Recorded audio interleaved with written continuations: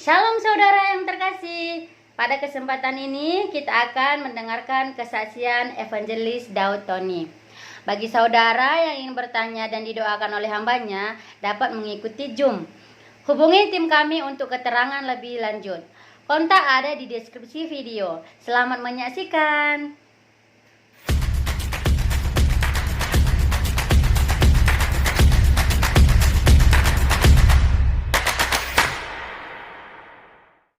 Nah, mari kita buka Alkitab kita terlebih dulu. Kitab Yesaya pasal 44 ayat 25 sampai dengan 26. Akulah yang meniadakan tanda-tanda peramal pembohong dan mempermain-mainkan tukang tenung, yang membuat orang-orang bijaksana mundur ke belakang dan membalikkan pengetahuan mereka menjadi kebodohan.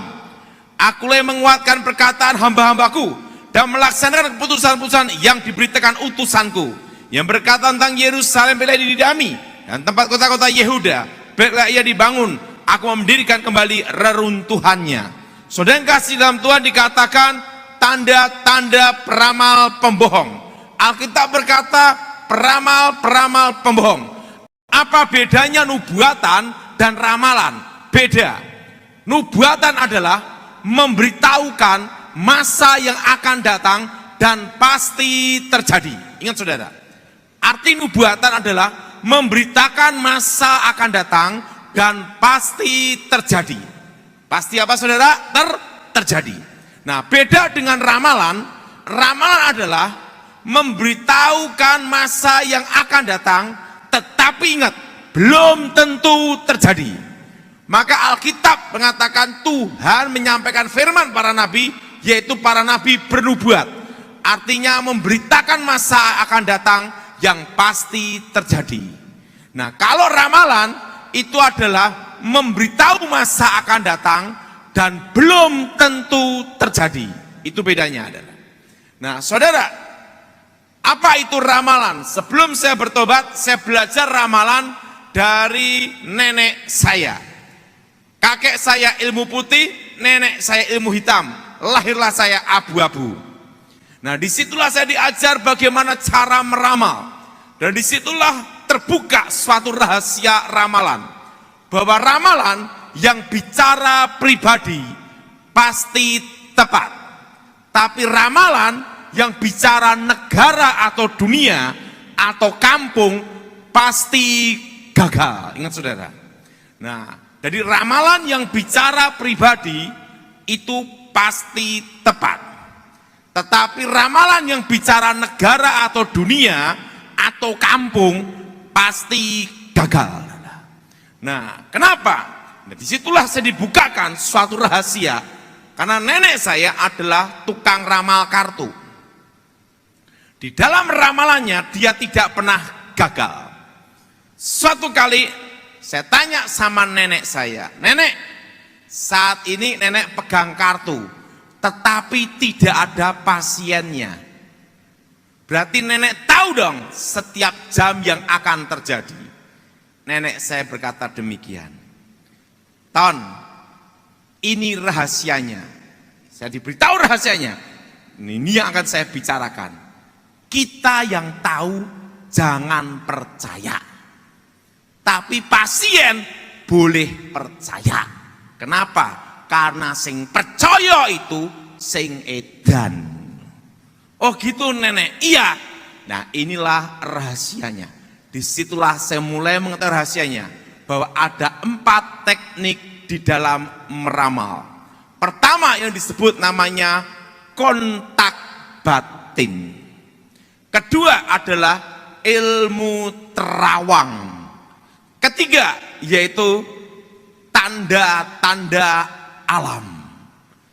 Keempat adalah tanda-tanda dalam tubuh dan mimpi. Nah, sekarang saya membahas tentang kontak batin. Sini Bapak sini ya, untuk contoh.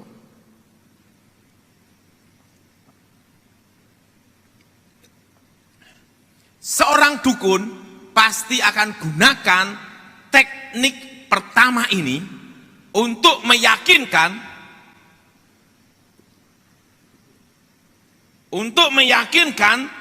pasiennya bahwa dukunnya yang di depan dia adalah dukun yang hebat.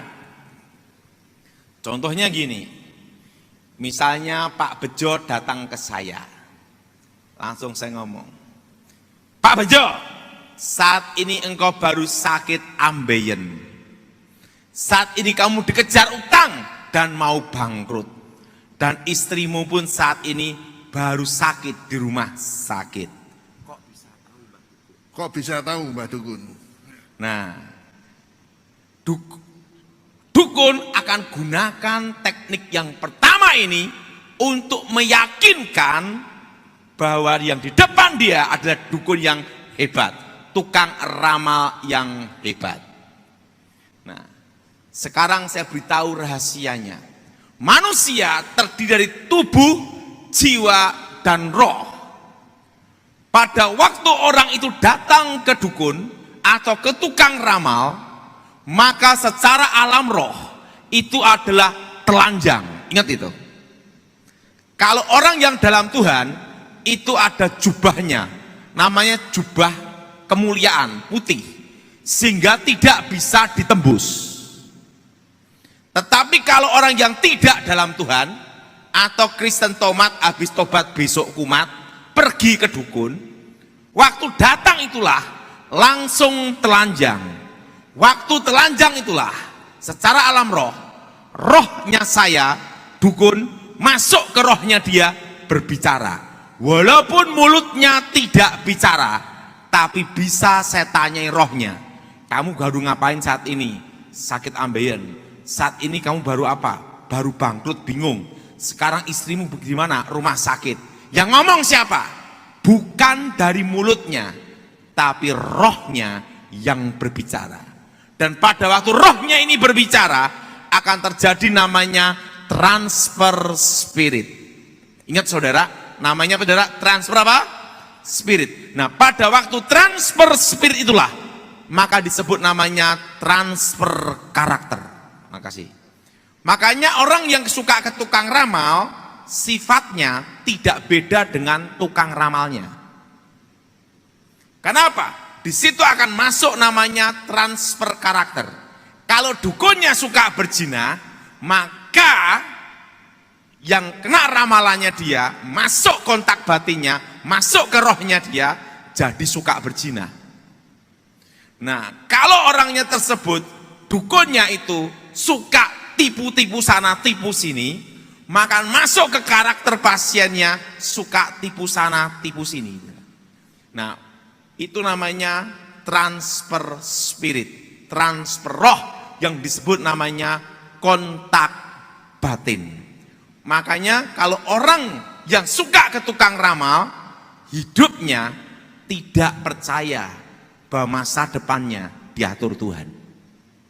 Kenapa? Karena dia akan banyak gelisah, dan ada suatu karakter dukun yang akan masuk ke dalam dirinya. Ini yang disebut transfer roh. Makanya saudara yang terlibat ramal-meramal, tukang ramal, harus dipatahkan kutukannya. Nah, kalau dukunnya itu kena kutukan bangkrut, miskin, maka ingat saudara, yang datang ke tukang ramalnya miskin juga kayak dukunnya. Kenapa? Itu adalah kontak batin. Apa saudara? Namanya apa? Kontak apa? Kontak batin. Nah, dukun akan gunakan teknik yang pertama. Nah, teknik yang pertama ini akan berakibat transfer spirit. Dan pada waktu transfer spirit, maka akan terjadi apa yang terjadi atas dukunnya akan ke pasiennya. Namanya roh dengan roh, yang disebut kontak batin. Kalau dukunnya rumah tangganya ribut, istrinya 5, maka pasiennya nanti akan rumah tangganya hancur. Karena sudah kemasukan sifat karakter dukun itu. Nah, dukun akan gunakan teknik yang pertama ini, yang disebut kontak batin, untuk meyakinkan pasiennya bahwa yang di depan dia adalah dukun yang hebat. Yang kedua, yang disebut namanya ilmu terawang. Nah, udah tahu orang yang tidak percaya Tuhan, kalau kehilangan mobil, minta tolong ke dukun untuk diterawang dan mobilnya ketangkep. Tapi dukunnya sendiri kehilangan mobil, lapor polisi. Kenapa tidak gunakan ilmunya sendiri untuk menangkap penjahatnya? Karena ada harga yang harus dibayar. Sebelum saya bertobat, saya diajar nenek saya ilmu terawang. Disitulah saya tahu rahasia bahwa di dunia alam gaib itu ada namanya rekaman-rekaman apa yang diperbuat manusia. Alkitab berkata bahwa iblis adalah pendakwa, penuduh. Seorang pendakwa, seorang penuduh pasti punya namanya barang bukti. Nah, di alam roh itulah saya baru mengerti bahwa alam roh itu ada namanya 3 alam. Yang pertama adalah alam nyata, yang kedua adalah alam bayangan, yang ketiga adalah alam roh sebenarnya. Di situ seperti lautan kaca, seluruh dunia bisa terlihat. Di situ saya lihat lautan kaca, dan disitulah rekaman-rekaman apa yang diperbuat manusia. Nah, makanya dukun itu kalau pasien datang, pertama akan memberitahu masa lalu. Karena itu ada rekamannya semua, apa yang terjadi masa lalu. Nah, disitulah saya melihat lautan kaca dan seluruh dunia bisa terlihat. Nah, ilmu terawang adalah digunakan untuk mengungkap kasus pembunuhan, perampokan, setelah itu tindak kejahatan. Nah, sebelum bertobat saya diajar ilmu terawang sama nenek saya. Nah, kalau nenek saya gini, tapi ingat namanya bukan pusing kepala, lain. Gini, langsung gini, syas, kelihatan siapa pencurinya, perampoknya, ada di mana, pasti ketangkap. Nah, kalau saya dulu gini, langsung kayak ada layar gitu, ses. Nah, kalau di dunia nyata itu ada namanya CCTV. Tapi di alam roh itu bukan CCTV. Seperti CCTV tapi bukan CCTV. Anak di bawah usia 5 tahun bisa lihat. Rekamannya itu kayak layar televisi. Oh, penjahatnya ini barangnya ada di sini, jatuhnya barang ke sini, pelakunya ini namanya ini, tangkap jam sekian, pasti ketangkap. Nah, setelah saya mempelajari itu, suatu kali nenek saya punya ayam dicuri orang. Waktu ayamnya dicuri, saya marah. Saya ngomong sama nenek saya, nenek tenang, saya akan gunakan ilmu terawang untuk menangkap siapa yang nyuri ayam nenek. Waktu saya mau baca mantra, nenek saya ngomong, stop, jangan gunakan ilmu itu untuk nangkep ayam. Loh, kenapa? Kutukannya sama ayamnya lebih mahal kutukannya. Loh, ada apa nenek? Tahu enggak? Ini rahasianya Tony. Siapapun yang menggunakan jasa ilmu terawang, maka akan terkena kutukannya, bangkrut seumur hidup. Jadi makanya dulu sebelum saya bertobat, yang sering tanya itu polisi. Makanya polisi yang sering tanya-tanya ilmu terawang, begitu pensiun, bangkrut, habis, sengsara. Tapi kalau polisinya tidak pergi ke dukun, tidak cari-cari pakai ilmu terawang, dia pensiun pun tetap kaya, berharga di hadapan Tuhan, dan diberkati Tuhan.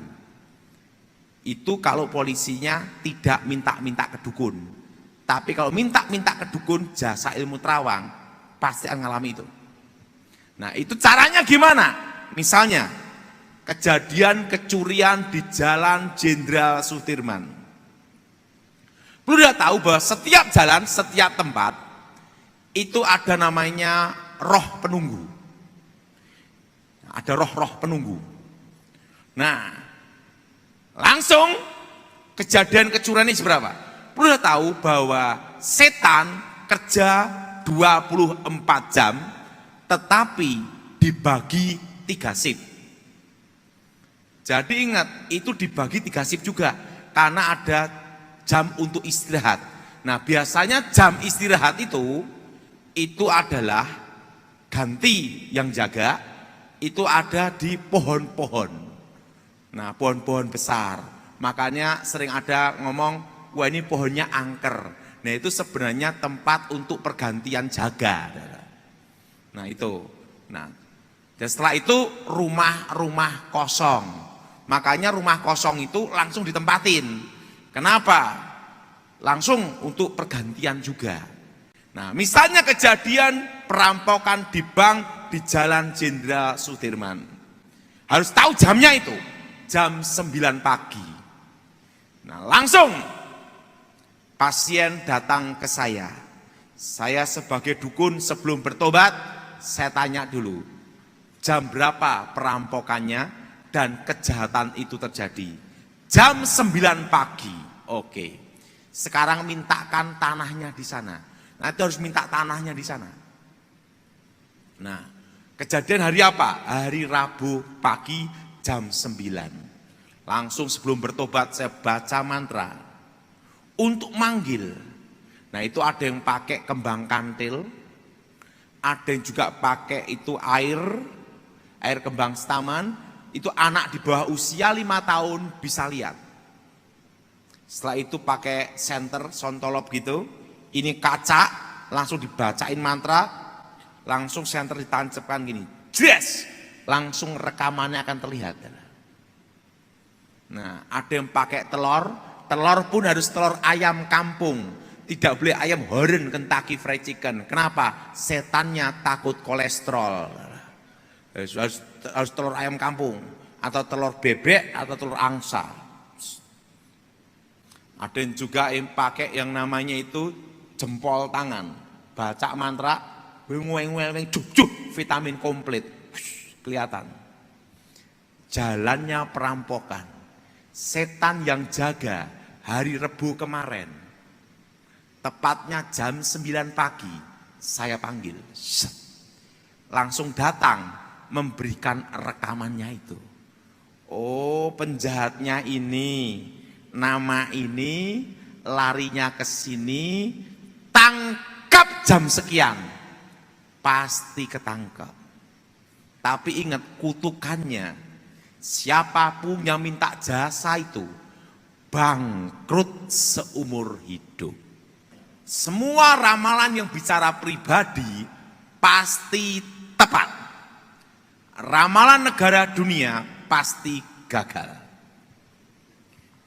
Nah, pada waktu dia datang ke saya sebagai tukang ramal, maka secara otomatis dia menyerahkan dirinya. Dan kalau menyerahkan dirinya, ingat, Alkitab berkata ada namanya anak-anak Tuhan dan ada namanya anak-anak dunia. Nah, arti anak-anak dunia yaitu apa? Di bawah setan. Berartinya setan punya hak atas hidupnya karena dia tidak percaya Tuhan Yesus, tidak bertobat. Jo, kamu ini kan baru sengsara. Kamu belum menikah. Nanti usia 30 tahun, kamu akan menikah dengan seorang wanita. Cirinya gigi merongos. Biar sariawan terus. Dan usia 40 tahun, kamu akan buka usaha toko emas. Yang benar Mbah Dukun. Yang benar Mbah Dukun.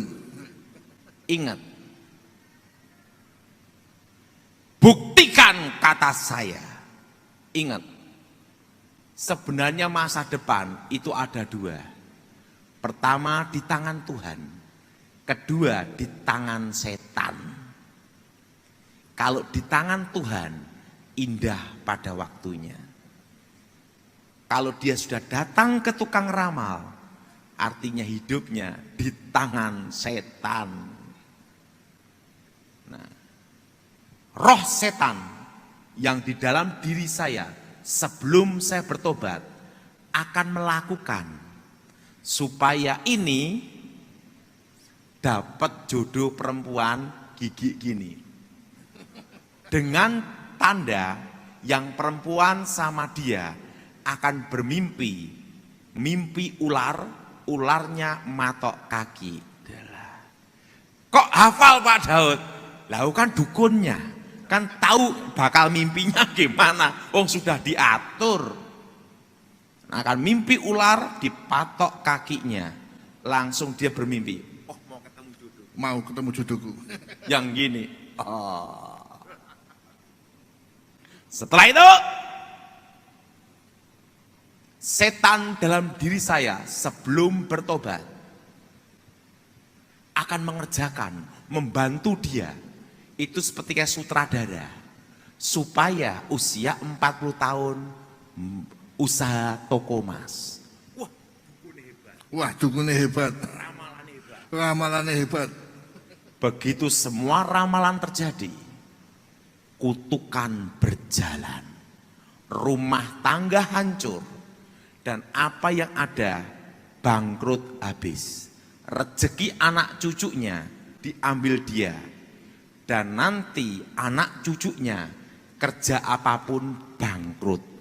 Karena rezeki hoki keberuntungannya sudah diambil dia. Jelas? Jelas? Dan hidupnya, ingat, anak cucunya kerjanya bangkrut semua. Karena rezeki hoki keberuntungannya sudah diambil orang tuanya. Dan ingat, setelah dia buka toko emas, kutukan terjadi, rumah tangga hancur, orang anak cucu termasuk dirinya sakit-sakitan, mati ndak, hidup ndak, dan mati masuk neraka. Dan ingat, habis juga. Oke. Nah, ramalan yang bicara negara atau dunia atau kampung pasti gagal. Kenapa? Karena tidak semua orang di kampung itu menyerahkan dirinya ke setan, ke tukang ramal itu. Dan ingat, tidak semua orang yang di negara atau kampung atau dunia menyerahkan dirinya ke setan. Makanya ramalan negara atau dunia, kampung pasti gagal. Karena bumi dan isinya ini masih ada dalam kendali Tuhan. Contohnya ramalan tahun 2000, jam 00 milenium akan terjadi kekacauan di seluruh dunia. Tidak terjadi. Betul? Ramalan suku Maya akan terjadi kiamat tahun 2012.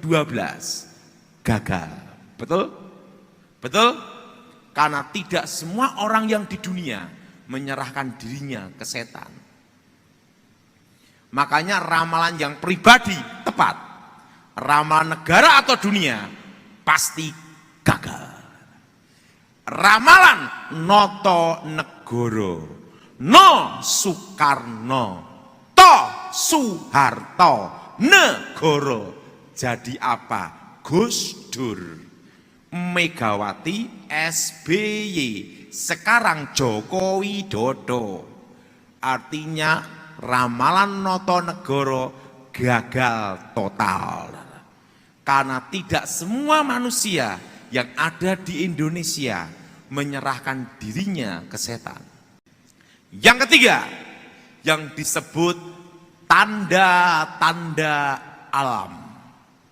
Nah, saudara, apa yang disebut tanda-tanda alam?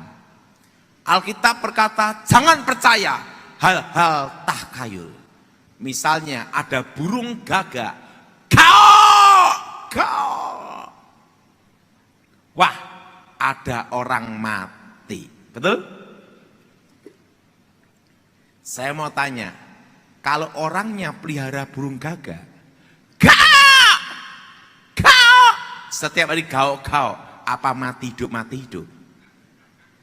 Nah, maka nenek saya sebelum bertobat, sebelum saya bertobat, nenek saya berkata, yang percaya kuwi sing edan.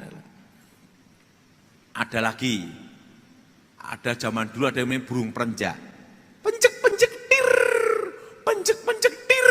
gitu. Wah, ada tamu agung. Saya pikir biar ada tamu agung terus, saya tangkap burung itu. Saya pelihara di rumah nenek saya.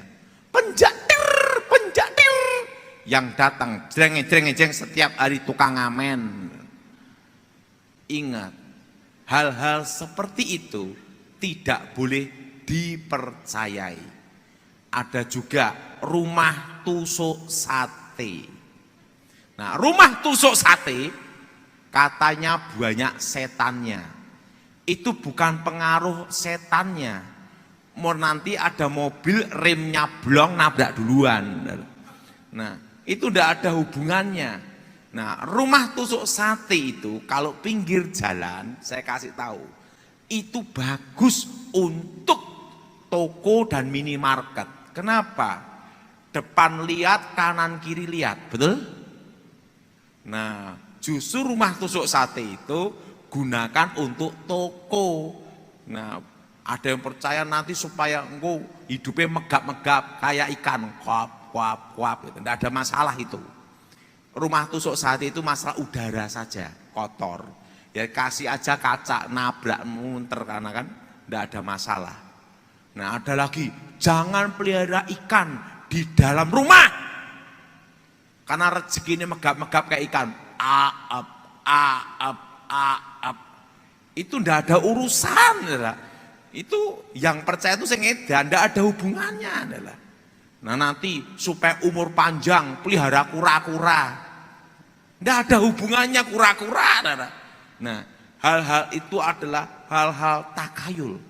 Itu tidak boleh dipercayai. Nanti rumah tangganya harus sekian, modelnya harus sekian, ini yang sekian. Itu tidak ada hubungannya dengan berkat. Ingat saudara, kalau datang ke tukang ramal, minta diaturkan bikin rumah, bikin ini, dan ingat, artinya rumahmu diserahkan ke setan. Pada waktu engkau datang, waktu engkau meminta ke kuasa gelap itu, ke tukang ramal itu, maka hidupmu dikendalikan dia. Jelas? Hidup hanya ada dua pilihan dan kau boleh memilih. Di tangan Tuhan indah pada waktunya. Kedua, di tangan setan hancur pada waktunya. Nah, silahkan pilih. Ada lagi suatu kali saya diminta pelayanan. Pak Daud, ada apa? Saya punya anak perempuan, sering makan di depan pintu. Berat jodohnya. Saya disuruh datang ke rumahnya, tak lihat kaget saya. Waktu itu saya masih bujang, belum menikah. Memang berat. Perempuan itu beratnya 1 kintal. Jalannya gini. Dalam hati saya, tidak usah diramal, tepat. Saya ngomong ini tidak ada hubungan antara jodoh dan pintu. Waktu itu saya tanya gini, Nih, jangan percaya ramalan. Pasti dapat jodoh suami yang baik indah pada waktunya. Wah, orang yang gemuk mulutnya gini lah. Pak Daud, ada apa? Pak Daud sudah menikah belum? Waktu itu saya masih bujang. Kalau sekarang saya sudah menikah punya anak 2. Waktu itu saya masih bujang. Langsung dia gini. Nggak usah jauh-jauh, sama bapak aja. Waduh. Kalau itu cantik langsung saya ngomong kehendakmu yang jadi. Lah kalau ini lewatkan dalam hidupku. Jadi ingat, kita sebagai orang Kristen tidak boleh percaya hal-hal seperti itu.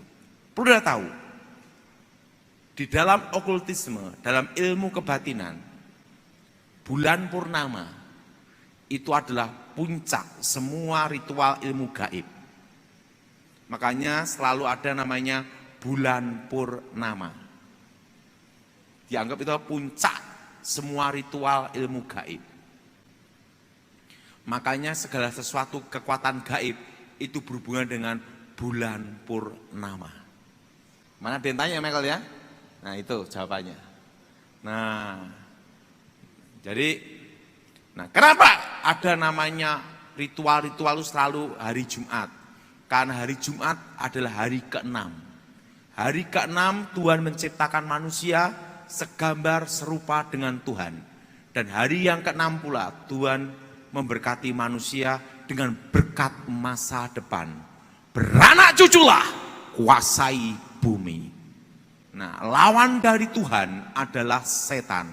Maka setan gunakan kutuk hari ke-6 untuk mengikat manusia dengan kutuk kemiskinan, kehancuran, malapetaka, kesengsaraan, kutuk masa depan. Sehingga ritual kuasa gelap selalu hari ke-6 Jumat. Artinya lawan dari berkat adalah kutuk dan lawan dari kutuk adalah berkat. Artinya berkat adalah kata-kata yang memberikan kehidupan, keselamatan, kejayaan, keabadian, kelimpahan, hidup yang kekal, kemenangan. Nah, kalau kutuk ada lawannya, yaitu apa? Kata-kata yang mengikat, yang menyebabkan penderitaan, kesengsaraan, kehancuran, malapetaka, sakit penyakit, kematian abadi. Itu namanya kutuk. Nah, jadi yang ketiga, kalau saudara percaya tanda-tanda alam itu, dan saudara datang ke tukang ramal dan meyakini itu, maka setan akan mengendalikan hidupmu. Hidup hanya ada dua pilihan, mau di tangan Tuhan atau di tangan setan. Jodoh juga ada tiga, jodoh di tangan Tuhan, jodoh di tangan manusia, dan jodoh di tangan polisi. Nah itu adalah. Ya.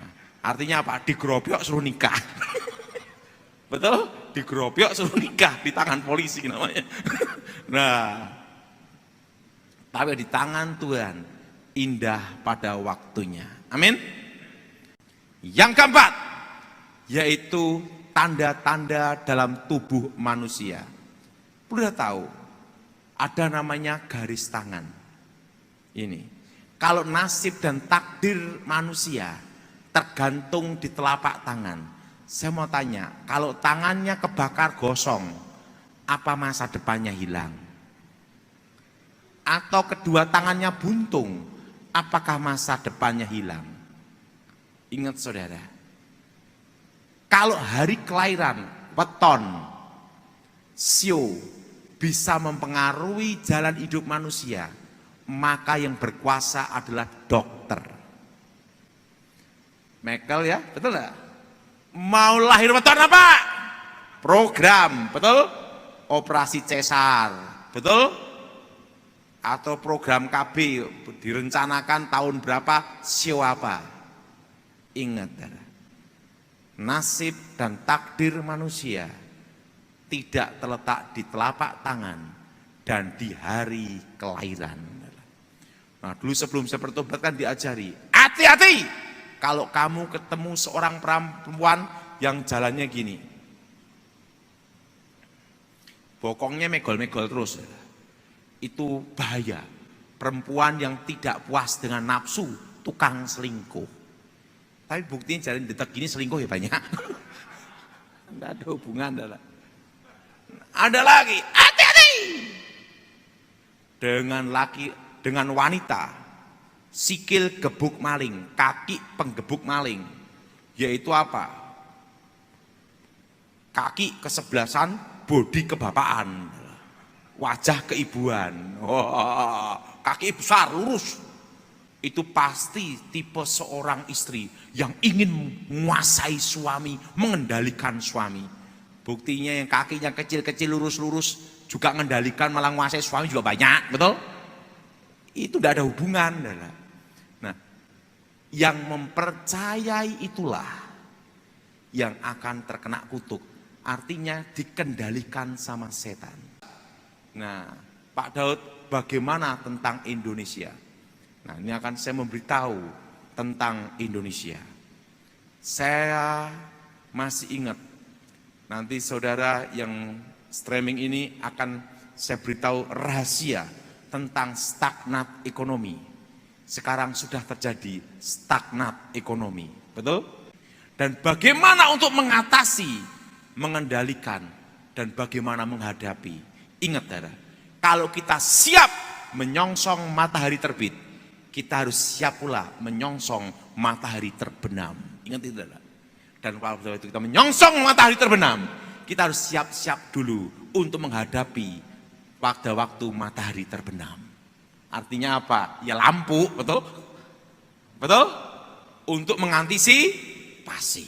Nah, pada waktu saya dipanggil Tuhan ke surga, saya ditunjukkan masa depan Indonesia.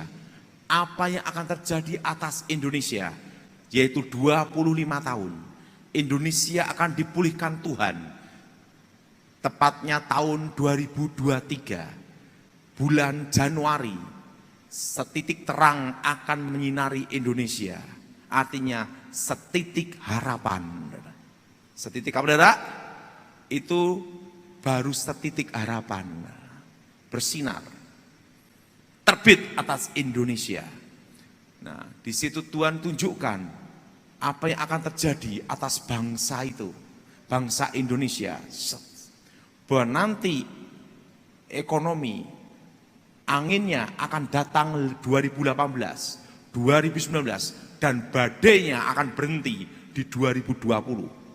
Dan pada waktu 2020, ekonomi akan berhenti, stagnat.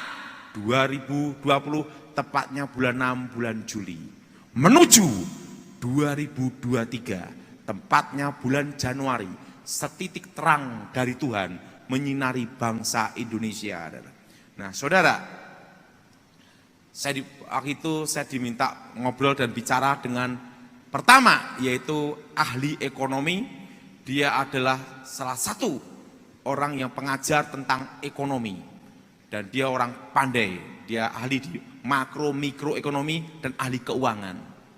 Dan yang kedua adalah ahli dalam ekonomi makro mikro, dan dia adalah salah satu orang terkaya di Indonesia, nomor berapa. Dan dia adalah salah satu pendiri Bursa Efek Indonesia. Jadi dia merencanakan, itu ibunya, dan dia juga yang ini merencanakan untuk supaya ada investasi dan bursa di Indonesia yang mengawali Indonesia. Jadi dia tahu dalam-dalamnya ekonomi Indonesia, dari dalam sampai luar, tahu semua. Karena dia sudah mendirikan perusahaan salah satu masuk Bursa Efek. Jadi dia mengawali bagaimana. Itu kan ada Dana Reksa, itu dari, dan ada lagi perusahaan berikutnya Makindo, ada perusahaan lagi. Nah, itu yang mengawali semuanya. Dan dia ahli ekonomi. Dia memberitahu saya, Pak Daud, waktu di sorga, apa yang Pak Daud lihat, nanti saya akan analisa tentang ekonomi. Dan nanti akan saya memberitahu solusi. Ingat tidak? Kalau kita tahu penyakit tidak ada solusinya, sama aja mati pelan-pelan, betul enggak? Betul? Nah, bagaimana solusinya? Oke. Pak Daud pada waktu di surga melihat apa? 2020. Badai ekonomi datang. Dan ekonomi akan stagnan. Tepatnya bulan 6, bulan 7, bulan Juli tahun ini dan sekarang ini. Arti ekonomi stagnan, tidak maju, tidak mundur, artinya berhenti. Oke. Sekarang akan saya beritahu tentang makro mikro ekonomi yang akan terjadi. Arti berhenti di sini, daya beli masyarakat turun, deflasi. Sekarang daya beli masyarakat turun semua. Betul? Betul? Itu namanya deflasi. Oke, setelah itu bahwa nanti akan menuju 2023, tepatnya bulan Januari, setitik terang datang. Berarti setelah deflasi, daya beli turun, akan terjadi tahun depan inflasi. Nah, karena nanti secara otomatis mau tidak mau untuk menggerakkan roda ekonomi harus dicetak uang. Dengan dicetak uang masuk ke perbankan, setelah itu untuk menggenjot ekonomi, maka tahun depan akan terjadi inflasi. Kenapa jadi inflasi? Karena Indonesia masih tergantung impor. Nah, bagaimana cara menghadapi? Dan ingat, untuk menghadapi ini, pertama, hindari investasi non-real. Ingat ya, hindari investasi non-real. Nah, ini kan baru ribut masalah tentang Indosuria, ya, Indosuria ya. Nah, kan itu investasi. Hindari investasi non-real. Ngomong sama sebelahnya, hindari investasi non-real. Jelas? Jelas? Sekarang kenapa harus menghindari investasi non-real? Ini jawabannya. You investasi, uangnya kan digerakkan, diputer. Tapi ekonomi, daya beli masyarakat turun, muternya gimana? Ini nanti, kalau investasi non-real ini yang berbahaya. Jadi, kalau menghadapi, ingat, kita ini seperti menyongsong matahari terbenam. Artinya resesi sudah di depan mata. Kalau resesi sudah di depan mata, hindari investasi non-real.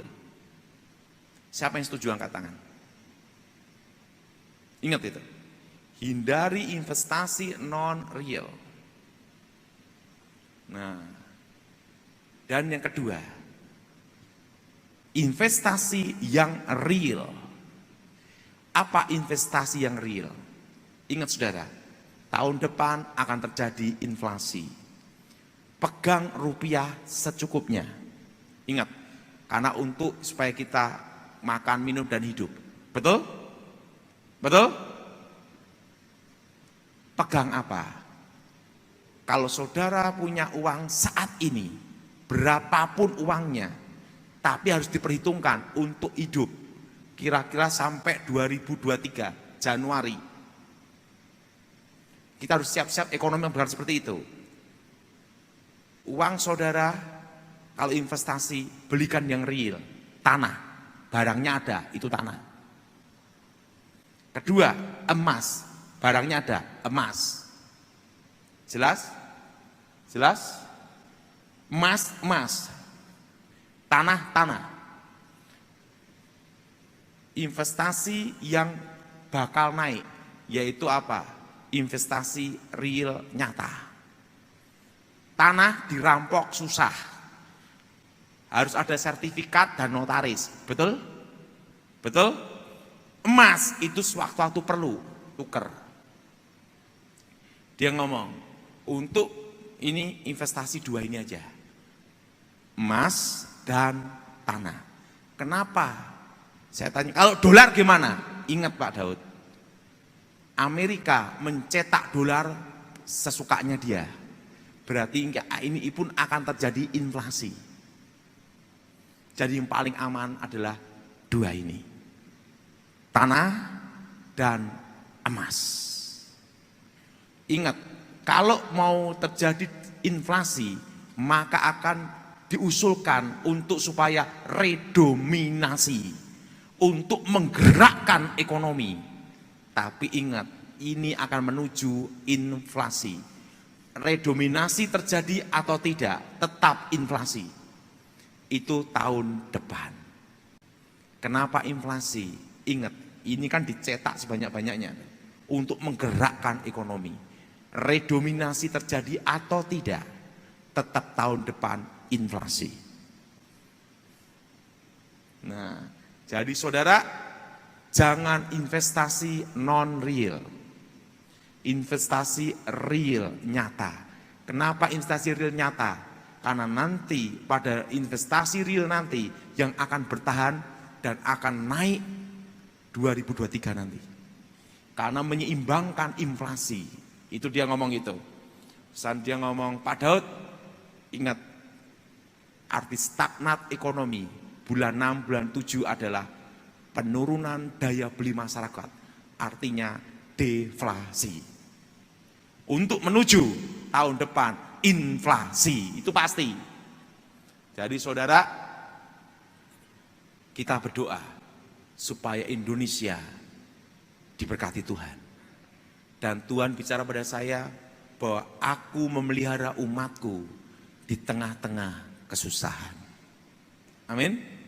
Saudara, pada waktu saya ngobrol sama kawan saya 20 tahun yang lalu, dia ngomong gini, Pak Daud, dikatakan tahun 2020 terjadi badai ekonomi. Secara makro mikroekonomi itu dasarnya apa? Dia ngomong gitu. Tetapi sekarang sudah terjawab, Pak Daud, untuk menggoncang dunia, Tuhan tidak perlu memberikan sesuatu yang besar. Tuhan cukup mengizinkan satu setan lepas dari neraka, setan kecil namanya corona, gitu loh. Itu yang teman saya ahli ekonomi ngomong. Tuhan tidak harus berikan hal yang besar-besar, enggak usah. Cukup Tuhan mengizinkan satu setan, satu apa? Setan lepas dari neraka. Namanya setan corona. Dan ingat, seluruh dunia kacau, betul? Dan ingat saudara, ini akan terjadi deflasi, tahun depan inflasi. Jadi jangan investasi non-real, investasi yang real.